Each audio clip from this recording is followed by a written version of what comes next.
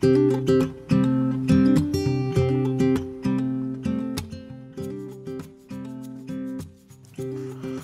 안녕하세요. MSK의 K 김원기입니다. 오늘은 정말 중요한 커널 옵티마이즈예요. 나머지 세팅 쪽은 한번 살펴봤으니까 뭐 순서가 뒤섞였나 그런 느낌이 들어도 괜찮아요. 왜냐면 어차피 유튜브는 다시 보기 하시면 되잖아요. 이제 옥테인에서 진짜 이게 엄청 중요한 건데요. 어느 렌더러나 옵티마이즈는 엄청 중요하잖아요. 그게 커널인데요. 커널의 뜻은 뭐 핵심, 알맹이 뭐 그런 거겠죠. 예. 커널에서는 기본적으로 이제 4가지의 세팅이 존재합니다. 첫 번째는 인포 채널로 해서 여러 가지의 멀티 패스를 볼 수가 있어요. 이렇게 포지션, gdepth, material id, texture coordinate 뭐 여러 가지의 그런 이제 옵션 멀티 패스가 나오는데, 이거는 어차피 멀티 패스에서 내가 쓰고자 하는 것들을 밑에서 패스별로 지정해 줄 수 있기 때문에 굳이 쓰이지는 않는 채널이고요. 그리고 이제 디렉트 라이팅과 그 다음에 패스 트레이싱, 그 다음에 이제 PMC 모드, 포퓰레이션 몬테카를로 방식이죠. 라는 개념인데, 디렉트 라이팅은 이제 AO와 페이크 GI를 사용하니까 물리적으로 그렇게 정확하지는 않아요. 좀 더 빠른, 이 셋 중에 가장 빠른 편이죠. 이제 인포 채널을 빼고 얘기한다면요. 그리고 패스 트레이싱은 경로 추적 방식인데 조금은 시간이 더 걸리지만 물리적으로는 더 정확한 방식. 그리고 PMC는 가장 정확한 방식으로 렌더를 하는데 이제 무엇보다도 코스틱에서 빛의 회절이 잘 표현되는 그런 구조예요. 뭐냐면은 이제 이거 CPU의 힘도 빌려가지고 프리즘 같은 거 있잖아요. 그런 개념인데, 보통 이제 실무에서는 패스 트레이싱만이 쓰인다고 봐도 무방해요. 여러분들에게 이제 보여주기 위해서 제가 렌더링을 했는데, 디렉트 라이팅이 시간을 보시면 조금 더 빠르죠. 그런데 약간의 디테일에서 차이를 보입니다. 특히 굴절체에서 많은 차이를 보이기 때문에. 그래서 그냥 렌더링은 실무에서는 무조건 이제 패스 트레이싱으로 한다라고 생각하시면 마음이 편해요. 그래서 오늘은 이제 패스 트레이싱 기준으로 말씀을 드릴게요. 자, 이제 옵티마이즈를 해보면서 설명을 할게요. 처음에는 먼저는 낮은 샘플로 시작을 해요. 낮은 샘플과 낮은 뎁스로 시작을 합니다. 이렇게요. 낮은 샘플과 낮은 뎁스로 시작을 하는데, 처음에는 디퓨즈 뎁스를 먼저 맞추는 거예요. 디퓨즈 뎁스를 맞추고, 이렇게 이거는 이제 라이팅 밝기를 보기 때문에 클레이 모드로 하면 더 좋아요. 클레이 모드로 해서 이 어두운 부분을 봤을 때 우리가 수치를 하나씩 올려보는 거예요. 이렇게 하나씩 올려볼 때 가장 어두운 부분 있죠? 이쪽이 되겠죠? 여기가 올렸을 때 3, 4에서 밝아지고 5에서는 더 밝아지지 않죠. 그렇게 되면 우리가 이제 인다이렉트 라이트가 이 정도 난반사가 일어나면 충분하다는 거예요. 그래서 최소값에서 하나 정도만 올려준 상태에서 이렇게 하고, 그 다음에 이제 스페큘러 뎁스인데, 스페큘러 뎁스는 보통 이제 반사를 먼저 보지만, 반사가 뭐 굴절체가 유리 같은 게 있다면, 투명체가 있다면 이제 투명체를 기준으로 봐요. 스페큘러 뎁스 하나씩 올려보면, 여기 유리를 보시면, 클로너를 보시면 하나씩 이제 더 투과가 되죠. 하나, 둘, 셋, 넷 하면 점점 더 투명해지는 거 볼 수 있어요. 그렇게 됐을 때 어느 정도까지의 우리가 씬을 쓸 것이냐, 약 11에서 10개까지 이제 투명해지는 것을 볼 수 있는데, 거기서 하나만 더 올려서 이렇게 사용을 하고, 여기는 이제 까맣잖아요. 까만데 이런 부분까지는 이제 넘어가는 편이에요. 왜냐면은 이제 실제에서도 유리 같은 경우에는 완전히 디테일한 씬이 아니면 보통 여기가 샌딩 처리돼 있잖아요. 그래서 밑에 굴절이 잘 안 일어나요. 이런 식으로 정신승리하면서 하면 돼요. 네. 근데 여기도 이제 하얗게 하고 싶다 그러면 점점 올려보면 과도하게 올려보면 이런 식으로 나오는데, 이럴 필요까지는 없죠. 그래서 보통은 이제 적당한 수치에서, 우리가 투과가 일어나는 적당한 수치에서 하나 정도만 더 올려서 이런 식으로 해서 뎁스를 맞춰주는 거예요. 그래서 뎁스를 다 맞춰줬다. 지금은 이제 스캐터 뎁스는 뒤에 가서 설명할 건데, 여기서는 스캐터가 없어요. SSS라고 하죠. 서페이스 스캐터링, 표면화 산란인데, 여기 보이는 이 토러스가 그 고양이들이 지금 심심한가 봐요. 이 토러스가 이제 SSS 미디엄이 들어가 있지 않고 이렇게 페이크로 되어 있는 거라서 스캐터 뎁스의 영향을 받지 않습니다. 근데 스캐터 뎁스는 여기에 SSS가 없으면 자동으로 패스가 되는 수치니까 평소 때 8로 맞춰져 있는데 SSS가 없으면은 뭐 굳이 손 안 대도 되고요. 그렇게 한 다음에 이제 샘플을 맞추는 거예요. 샘플은 어떻게 맞추냐? 일단 이빨 올려요. 원래 16,000으로 돼 있잖아요. 그렇게 해서 렌더를 해보면 우리가 어두운 부분에 노이즈가 없어지는 정도를 볼 수가 있을 거예요. 아마 볼 수가 있는데 대충 이 정도면 되겠다 싶을 때 이제 우리가 샘플을 보는 거죠. 그럼 864잖아요 지금. 근데 아마 제가 봤을 때는 512였을 때 적당한 샘플이 나오거든요. 그래서 512까지 이렇게 하고요. 그러니까 말씀드린 대로 높은 샘플 값을 주고 내가 씬을 지켜보면서 이 정도까지만 샘플링을 하면 되겠다 싶을 때에 이렇게 수치를 결정하는 거예요. 이제 이건 2의 배수로 컴퓨터가 계산하기 쉽도록 뭐 64, 128, 256, 512, 뭐 1024, 2048 그런 식으로 올리는데, 물론 이제 편법이 있으면 이제 좀 더 수치가 필요하다 그러면 여기서 뭐 256을 더 더한다든지 이런 식으로 쓰기도 하는데, 저는 보통 이제 512 아니면 뭐 1024 아니면 여기다가 이제 512를 더 더하거나 이렇게 해서 보통은 이제 1000에서 2000 정도를 많이 쓰고 512도 많이 쓰고요. 과도하다 싶을 때에는 4000까지도 써요. 4000까지도 쓰고, 일부분의 노이즈를 이제 제거하고 싶다. 전에 이제 세팅 편에서, 인터페이스 편에서 말씀드린 대로 렌더리전을 했을 때 그럴 때는 뭐 8000도 쓰기도 하고요. 이거는 뭐 자기 마음이니까 여러분들이 이제 지식이 생겼으니까 한계 없이 사용하시면 될 것 같아요. 그렇게 해서 뎁스를 올릴 때마다 이 경로를 한 번씩 더 계산하는 거기 때문에, 만약에 지금 11초가 걸렸잖아요. 근데 이제 디퓨즈 뎁스를 엄청 올려볼까요? 그럼 몇 초가 나오는지? 아예 아까가 5였죠?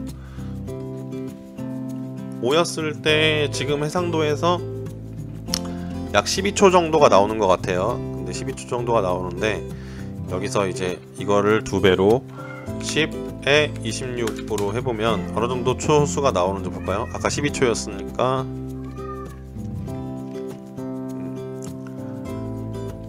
대략 한 몇십 %가 더 늘어났죠. 16초가 됐죠. 그러니까 뎁스를 올릴 때마다 이게 퍼센테이지로 올라간다고 생각하면 되는데, 만약에 우리가 1분이 걸리는 3분이 걸리는 씬이었다. 근데 뎁스를 뭐 쓸데없이 올렸을 때 뭐 4분이 될 수도 있고 5분이 될 수도 있죠. 그러니까 뎁스가 좀 중요한 거고요. 이 샘플은 픽셀당 계산하는 제곱의 수치니까 그렇게 알아두시면 되고, 그런 식으로 해서 샘플을 조절한다. 그렇게 이해하시면 되겠습니다. 그 다음에 알아볼 게 스캐터 뎁스입니다. 스캐터 뎁스는 디퓨즈 뎁스랑 비슷한 개념이에요. 약간 이거를 일단 지워볼까요? 스캐터 뎁스 렌더를 해볼까요? 현재 스캐터 뎁스가 8로 맞춰져 있어요. 스캐터 뎁스도 이거를 이제 비교를 하나씩 올려가면서 가장 밝아질 때쯤 혹은 내가 마음에 들 때까지의 내부의 난반사가 일어나는 수치를 계산하는 거거든요. 처음에 1로 해볼까요? 엄청 어둡죠. 왜냐면 속에서 난반사가 표면화 산란이 일어나지 않기 때문에 이렇게 어두운 거예요. 이거 올릴 때마다 이런 식으로 해서 내부가 좀 더 빛이 산란이 더 많아서 밝아집니다. 지금이 4니까 4에서 8을 한번 비교해 볼까요? 디폴트가 8로 돼 있거든요. 근데 8이면은 보통 이제 SSS가 웬만큼 복잡한 구조 아니고서야 잘 나와요. 스토어를 하고서 얘를 8로 컴페어를 해보면, 기다려 볼게요. 훨씬 더 밝아진 걸 볼 수 있죠. 이런 식으로 해서 스캐터만 따로 놓고 보면서 비교를 해서 SSS의 수치를 스캐터 뎁스의 수치를 결정하시면 됩니다. 그 다음에 레이 엡실론인데, 레이 엡실론은 뭐냐면은 이제 이게 그 조명하고 그림자의 교차점을 계산하는 건데, 값이 낮을수록 정확도가 높아요. 정확도가 높은데 그 비교적 스케일이 큰 씬에서는 아티팩트가 일어날 수 있거든요. 지금 이거 일부러 만들어 놓은 거예요. 엄청 큰 얘가 사이즈를 보시면은 지금 엄청나잖아요. 일부러 크게 만들어 놓은 거예요. 이 레이 엡실론의 수치를 보려고. 보시면 이런 식으로 해서 겹쳐진다고나 할까? 그림자랑 이 레이랑 겹쳐지는 거예요. 그럴 때는 이 레이 엡실론 수치를 변경하면서 좀 더 커지게 하면서 적절하게 아티팩트가 일어나지 않는 선에서 레이 엡실론 수치를 적용하면 돼요. 지금은 씬을 너무 크게 만들어 놔서 여기서도 이제 그런 오류가 생기는데, 그렇게 해서 이런 아티팩트가 일어날 때 이런 폴리곤이 보이죠? 이런 아티팩트가 일어날 때 레이 엡실론 수치를 조절하면 됩니다. 그리고 다시 돌아와서 코넬 박스로 돌아와서 코넬 박스를 닫았네. 잠시만요. 코넬 박스로 돌아와서 필터 사이즈를 보면요, 필터 사이즈는 이제 안티알리아싱 같은 개념이거든요. 그래서 이거를 안티알리아싱은 뭔지 알죠? 아날로그 수치를 디지털 할 때 바꿀 때 계단 현상이 일어나는 것들을 자연스럽게 계산하는 거잖아요. 디폴트가 1.2로 돼 있어요. 이걸 3으로 해볼게요. 이렇게 블러가 먹인 것처럼 이런 식으로 돼요. 그래서 옥테인에서 보통은 이제 좀 1.2로 해서 약간 블러를 느낄 수 있는데, 이거를 좀 더 쨍하게 하고 싶다 그럼 1에서 1 정도로 조절하시고, 그 밑으로 내려가는 건 별로 의미가 없기 때문에 이제 좀 더 쨍하게 하고 싶다 하면 1로 사용하시면 됩니다. 자, 1하고 1.3 정도로 비교해 볼까요? 어느 정도인지. 디폴트는 1.2예요. 느껴지시나요? 아무래도 이게 라이브 녹화된 영상을 보시기 때문에 잘은 차이가 안 날 텐데, 제가 모니터로 보면 차이가 있습니다. 이불하고 그 다음에는 이제 커스틱 블러인데, 커스틱 블러는 뭐냐면은 이런 굴절체 있잖아요. 굴절체 여기서 잘 안 보이는데, 이렇게 밑에 굴절이 일어날 때 커스틱이라고 하죠. 커스틱이 이렇게 생기잖아요. 여기 보이시죠? 이런 것들에 대해서 노이즈가 발생할 수 있거든요. 이 라이트 이걸 1.1로 다시 바꾸고, 여기 보시면 요 상단의 라이트가 굴절돼서 여기 보이는 거거든요. 이거를 블러를 없애면은 좀 샘플이 파워를 좀 높일까요?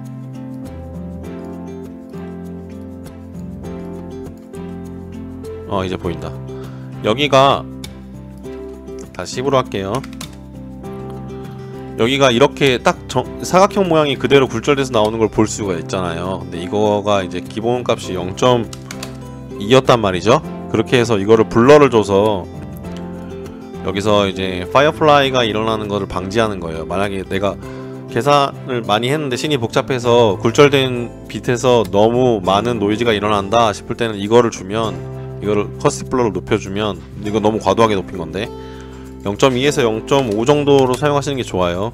많이 올려도 안 그러면 완전히 왜곡되니까요. 그런 식으로 해서 커스틱에서 노이즈가 발생할 때 커스틱 블러를 높이시면 된다.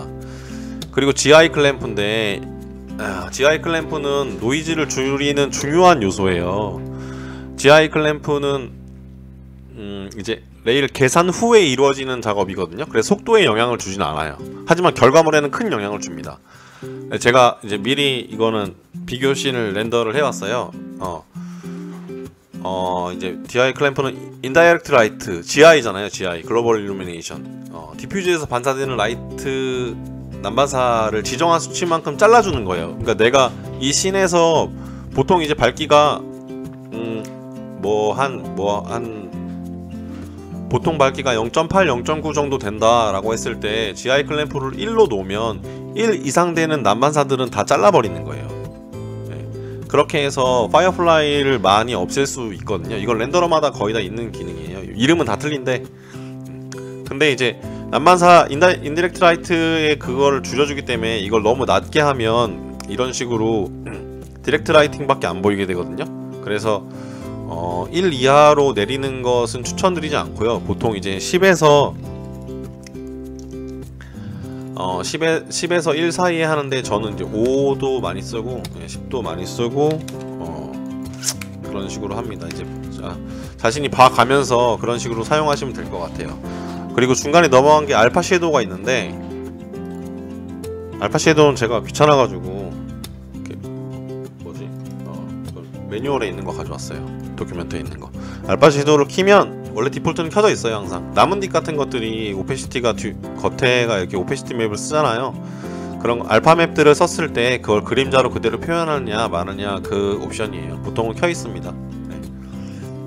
그리고 이 이레디언스 모드 같은 경우에는 이제 게임 쪽에서 사용되는 거니까 굳이 신경 안 쓰셔도 되고요.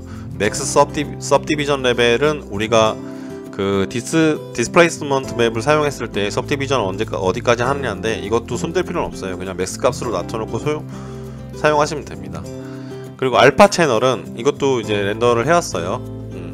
이 두 개를 같이 보여드리려고. 알파 채널은 뒤에 이제 백그라운드에 투명이 있을 때, 혹은 이제 HDRI만 있을 때 뒤에 알파 값으로 이거를 쓰고 싶다 했을 때 알파 채널을 체크를 하면 이런 식으로 뒤에가 이제 트랜스페런시하게 나오고요. 그 다음에 이거를 이 상태에서 Keep Environment를 켰을 때와 켰을 때는 이렇게 배경이 묻어 나오고, 껐을 때는 이렇게 배경 조명이 삭제된 채로 나옵니다. 그리고 밑에 AI 라이트랑 라이트 ID 액션 같은 경우에는 제가 라이트를 할 때 따로 설명을 드릴게요.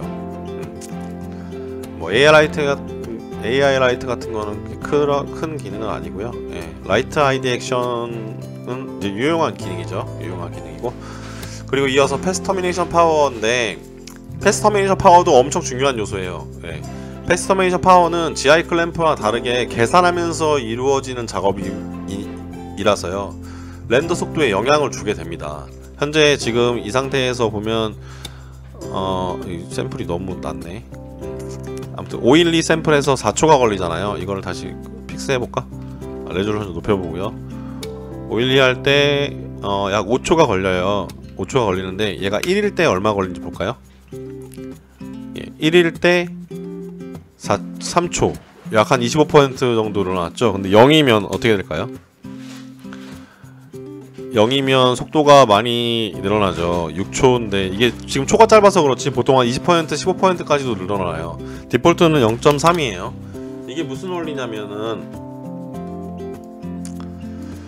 이 패스 트레이싱 방식은 경로를 추적하는 방식이거든요. 카메라에서 레이를 쏴가지고 라이트까지 가는 건데, 우리가 이제 0.3이라고 한다면 이 비율을 봤을 때 이 계산할 패스가 0.3 이하가 되면 계산하지 말아라 라는 거예요. 한마디로 내가 갔을 때 처음엔 1, 뭐 0.6, 5, 4 하는데 얘부터는 이제 짧아지잖아요. 짧은 패스들, 구석에 가는 애들, 얘네들은 아예 계산하지 말고 끝내버려라. 예. 그런 식으로 해서 패스를 터미네이션 해라 라는 개념이거든요. 그래서 이거가 높아지면 긴 패스들도 잘라버리기 때문에 계산은 빠르나 디테일이 죽고, 0으로 하면 그러니까 얘는 이제 전부 패스를 생략하지 않고 내가 주어진 샘플에 주어진 뎁스만큼 계산을 하는 거기 때문에 속도는 느리지만 디테일이 살아납니다. 그래서 이제 제가 비교를 이렇게 해왔어요. 예. 비교를 해왔는데 이게 차이가 느껴지시는지 모르겠네요. 이거는 이제 패스 터미네이션 파워가 0인 것, 그리고 이건 패스 터미네이션 파워가 1인 것인데, 하나는 1분 48초가 걸렸고 하나는 1분 3초가 걸렸어요. 보시면은 이제 계산을 생략했기 때문에 여기에 디테일이 죽죠. 죽는다는 게 뭐냐면 노이즈도 그만큼 생기고요. 왜냐면 계산하다 말아가지고 파이어플라이가 생긴 거예요. 그리고 밑에 이제 비춰지는 그걸 보면 뭐랄까 투과되는 그 모습이 좀 더 명확하죠. 이런 거 디노이즈를 했을 때는 엄청 확연한 차이를 보이기 때문에 패스 터미네이션 파워는 중요한 요소라고 볼 수가 있어요. 제가 예시를 좀 잘못 가져온 걸 수도 있는데 그렇습니다. 저는 이제 보통은 0.3도 많이 쓰는데 디테일한 샷을 위해서는 이제 0.1 정도 많이 쓰는 편입니다. 물론 시간이 가용해야지 그렇게 쓰겠죠. 그 다음에는 별로 그렇게 중요한 내용들은 아니에요. 코어런트 레이시오 같은 경우에는 이제 스틸을 빠르게 보기 위해서 사용되는 방식인데, 시간은 엄청 빨라지지만 이것을 이제 렌더에 사용했을 때에는 플리커를 발생시킬 수 있기 때문에 지양하는 편이고요. 스태틱 노이즈 같은 경우에는 우리가 이제 무작위로 레이를 쏘기 때문에 노이즈가 지글지글 거리고서 항상 다른 곳에 레이를 쏴서 노이즈가 지글지글 거리잖아요. 그런 것들을 없애주는, 항상 같은 곳에 레이를 쏴서 노이즈가 항상 같은 곳에 발생해서 무슨 필터를 씌운 그런 이제 샷처럼 애니메이션을 했을 때 그렇게 나오는데 저도 아직 사용해 본 적은 없어요. 이것도 그냥 알고만 있는 지식입니다. 그 전에 노이즈를 줄이는 게 중요하니까요. 패러렐 샘플 같은 경우에는 이제 GPU의 병렬로 사용되는 샘플의 개수를 제어하는 거예요. 씬을 볼까요? 베레타 온리.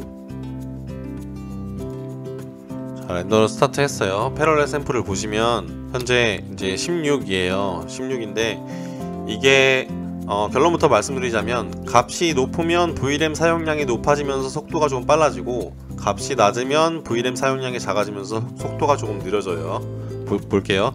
현재 이제 VRAM이 5.04기가 쓰이고 있어요. 이거를 값을 낮추면 VRAM이 이제 여유가 생기면서 속도가 느려진다 했어요. 지금 4분 8초에서 5.4기가 5.5기가 정도 낮추면 VRAM은 늘어나지만 이제 시간이 좀 더 늘어난 걸 볼 수 있죠. 그리고 얘를 높이면 32까지 높이면 아까 5기가였는데 VRAM을 6.1기가 사용하면서 시간은 아마 더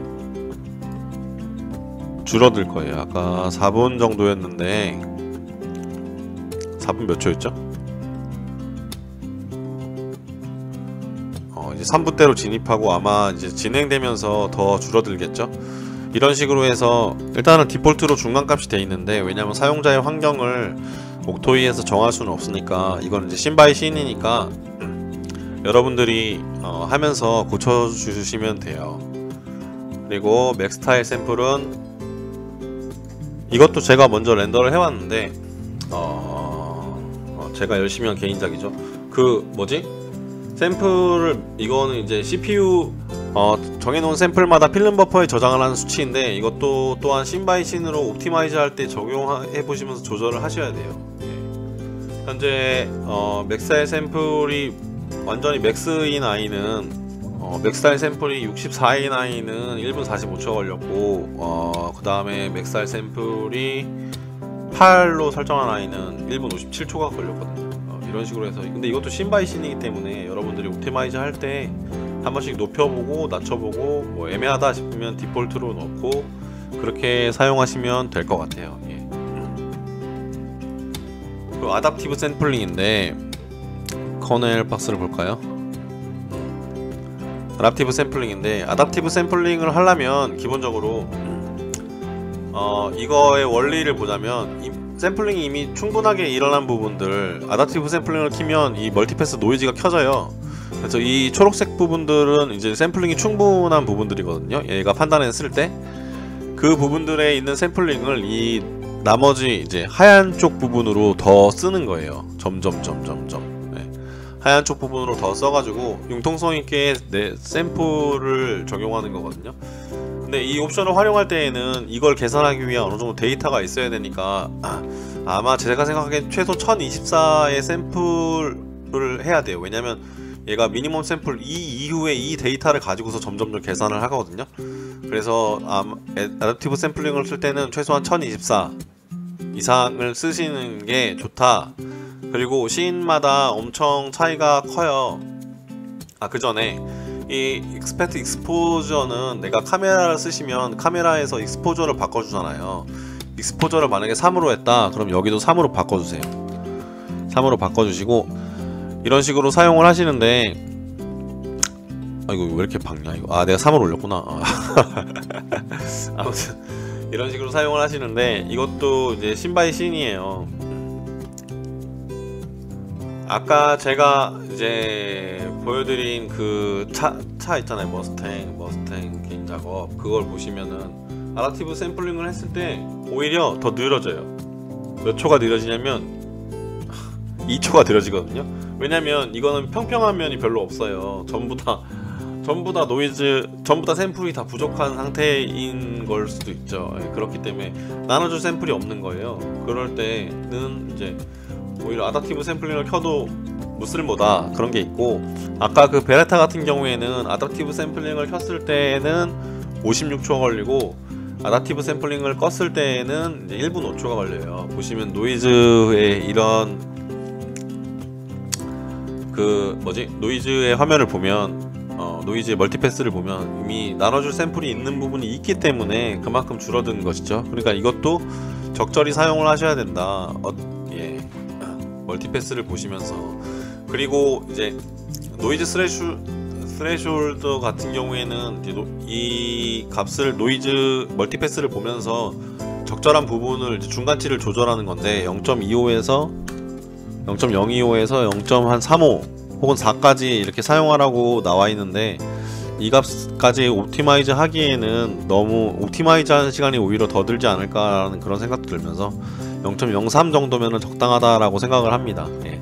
그런 식으로 해서 아답티브 샘플링을 사용을 하세요. 그럼에도 속도 이점을 노려볼 수 있는 기능이기 때문에 이런 걸 하고요.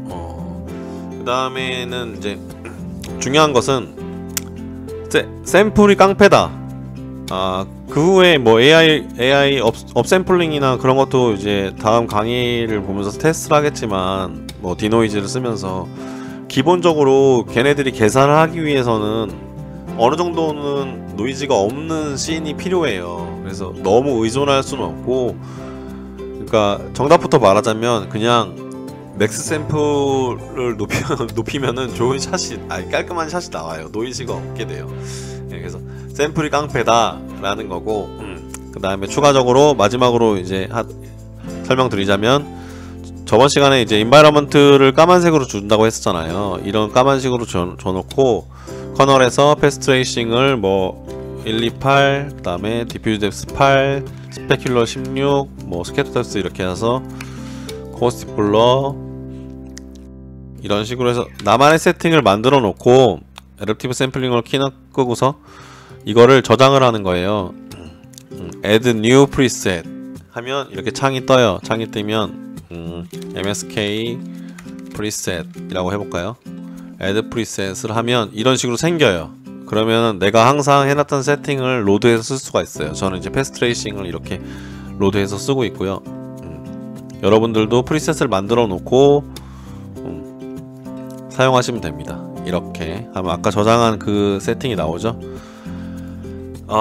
여기까지고, 제가 하나 빠뜨린 게 있는데 이 샘플에 대한 이야기가 하나 더 있어요. 이거를 이제 라이트에서 할까 하다가 아무래도 샘플링에 관련된 이야기인 것 같아서 옵티마이즈 때 제가 말씀을 드리려고 해요. 이게 뭐냐면은 이 라이트마다 샘플링 레이트라는 수치가 있어요.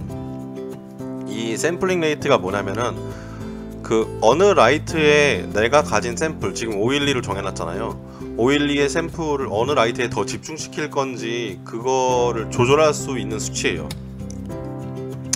이제 옥테인 주광을 꺼볼게요. 주광을 끈 상태에서 이 왼쪽의 라이트와 오른쪽 라이트는 비슷한 그런 이제 조명을 발광하고 있고, 그 다음에 비슷한 크기에 있잖아요.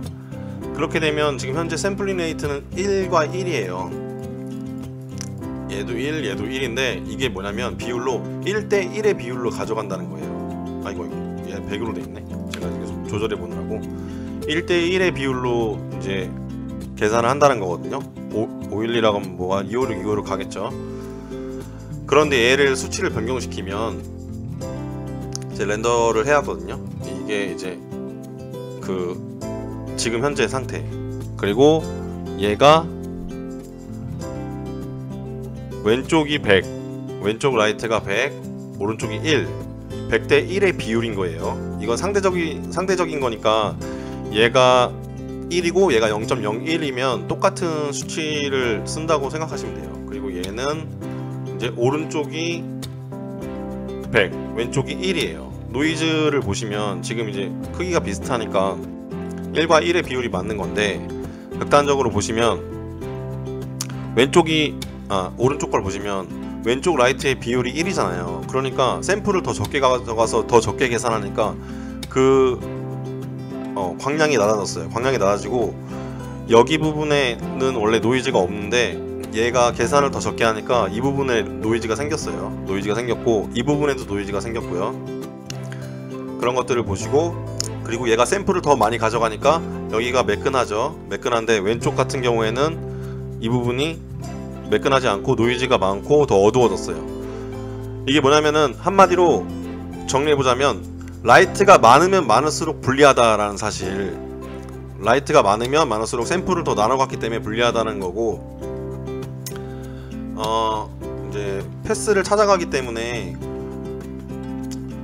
이렇게 작게 지금 만들었어요. 작게 만들었고 샘플은 64예요 64인데 보시면은 이 라이트랑 이 라이트랑 비율은 1과 1이에요 1과 1인데, 그렇게 되면 똑같은 샘플을 가져가서 얘도 여기에 이제 밝게 비치는 부분에 노이즈가 없으면 여기에 이제 다이렉트로 라이팅 하는 부분에도 노이즈가 없어야지 정상이잖아요. 근데 이제 얘가 패스 트레이싱을 하면 얘가 작기 때문에 이제 픽셀이 적잖아요. 그래서 똑같은 샘플을 가져가면 얘가 노이즈, 이 라이트가 비추는 방향은 노이즈가 많이 생기는 거예요. 그럴 때 이제 이 친구의 샘플링 레이트를 올려줘야겠죠. 그렇게 되면 노이즈가 사라지죠. 근데 그만큼 이 친구는 더 샘플을 더 뺏긴 거예요. 그렇기 때문에 이렇게 작은 라이트랑 뭐 아무튼 라이트 수가 많다고 한다면 이런 비율을 조절하는 대신 다른 쪽에도 또 샘플이 부족할 거잖아요. 그렇게 되면 또 맥스 샘플이 올라가는 그런 사태가 발생하게 되죠. 한마디로 라이트는 최소한의 라이트를 쓰는 게 좋고, 거기에 라이트에 생기는 노이즈는 샘플링 레이트로 해결할 수 있다. 대신에 그만큼 샘플이 더 높아져야 한다 라는 그런 사실을 알고 계셔야 돼요. 그렇게 해서 샘플링 라이트에 있는 샘플링 레이트는 그렇게 조절하시는 걸로 보시면 되고요. 작은 라이트일수록 잘 보이지 않고, 작은 라이트일수록 샘플링 레이트를 올려줘야 되는 그런 상황이 발생한다. 이거는 비율이기 때문에 여기는 뭐 1로 두고 여기는 여기를 1로 두고 여기를 뭐 0.1로 두고 하면 어차피 똑같은 그런 결과예요. 그래서 적절하게 라이트가 받는 부분에 생기는 노이즈들을 생각했을 때 뭐 주광에는 좀 더 샘플링 레이트를 더 높인다거나 그런 식으로 해서 조절해서 이런 맥스 샘플이랑 샘플링 레이트를 조절하셔서 사용하면 될 것 같아요.